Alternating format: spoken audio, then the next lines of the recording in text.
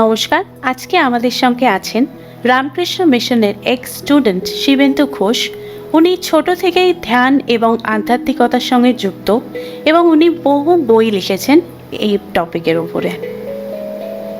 নমস্কার। নমস্কার। আচ্ছা, এই বর্তমান যুগে এত ব্যস্ততার মধ্যে ধ্যানের কি প্রয়োজনীয়তা? খুব সুন্দর একটা কোশ্চেন আপনি করেছেন। বর্তমান যুগে এই এত ব্যস্ততা, এই ব্যস্ততার মধ্যে মনেরও সময় হয় না, সেখানে কেন আমরা ধ্যানের উপর এত জোর দেব বা ধ্যান কেন করতে যাব, এই প্রশ্নটা স্বাভাবিক সবার মনের মধ্যেই আসে।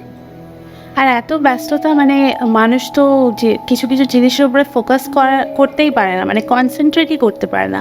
তো সেখানে ধ্যানটা মানে কি কিরকমভাবে প্রয়োজন? একদমই ঠিক। মানুষ এমন পরিস্থিতি হয়েছে যে নিঃশ্বাস নিতে হয়তো ভুলে যাবে, দুদিন পর দেখা যাবে নিঃশ্বাস নিতে ভুলে গেছি। তো সেই জায়গায় কেন হঠাৎ ধ্যান মনে করে ধ্যান করব? তো এই বিষয়টা যদি আমাদের বুঝতে হয় তাহলে আমাদের ফিরে যেতে হবে অনেক দিন পিছনে। আমাদের যে সভ্যতা, আমাদের যে হিন্দু সভ্যতা আছে, সনাতন সভ্যতা আছে, সেই সভ্যতার পিছন দিকে যদি আমরা ফিরে যাই তাহলে আমরা দেখব যে ধ্যান কি। ধ্যানটা কিন্তু আসলে কিছুই না, একটা ফোকাস, একটা পার্টিকুলার দিকে আমাদের ফোকাস করা এবং আমাদের যে অগ্রগতি, সেই অগ্রগতি আমরা মানুষ হিসেবে এখন আমরা রয়েছি, সেইটার থেকে আমাদের অগ্রগতির মাধ্যমে আমরা ভগবানের স্তরে পৌঁছাতে পারবো এই ধ্যানের মাধ্যমে। তো ধ্যানের গুরুত্ব অপরিসীম, মানব জীবনে ধ্যানের গুরুত্ব অপরিসীম।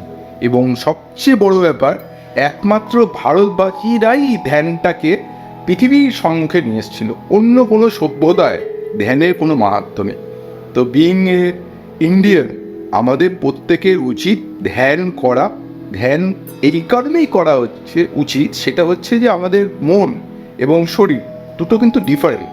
আমাদের মন এবং শরীর দুটো ডিফারেন্ট হওয়ায় আমাদের এই দুটো জিনিস যাতে সুন্দরভাবে স্বচ্ছন্দভাবে বর্ধিত হয়, অর্থাৎ আপনার শরীরে যেমন ডেভেলপমেন্টের দরকার, ঠিক সেরকম আপনার মনেরও ডেভেলপমেন্ট দরকার।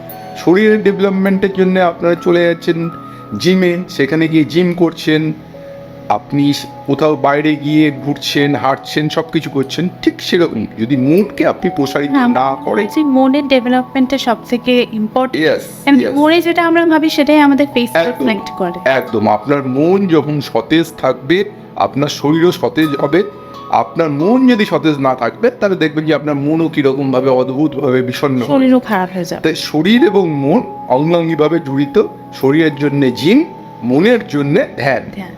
শরীরের জন্য জিম, মনের জন্য ধ্যান। এটা আমাদের মাথায় রেখে চললে আমরা বুঝতে পারবো যে ধ্যানটা কেন এত উপকার।